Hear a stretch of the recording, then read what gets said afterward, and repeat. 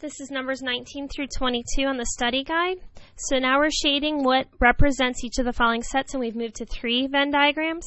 So if we're doing the union of A, B, and C, think about this. A means we shade all of A, we shade all of B, and we shade all of C, and we put it all together, which leaves me with the complete coloring in of all 3 of these circles. Now, if I start with C here, that means basically in this triple Venn diagram, I'd be starting with this section here. That means that's what we color in. We're going to take off the intersection of A and B.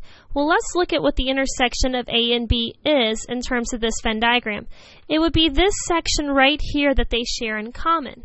So if I start with this circle, and then I'm going to take off this section that they have in common, basically what I'm taking off from C is this part right here. So it's going to be, I'm going to shade all of C here, except for where A and B intersect. That part is going to be removed.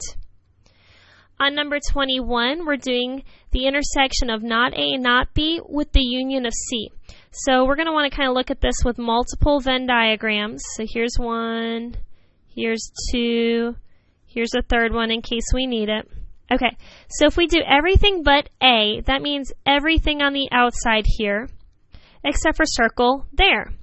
If I do everything but B, it's everything except for circle B. So if I'm doing their intersection, I'm looking where everything is shaded except for here and here. So I'm looking for the double shaded region essentially. So if I look, this is not double shaded on both.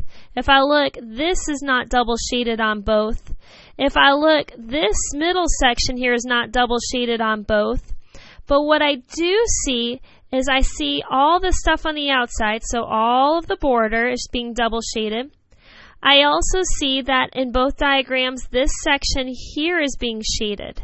So basically, this is what we're working with right now, because before we didn't have double shading with the circles. Now, we're going to do that with the union of C. Well, C means we bubble in the whole thing of C.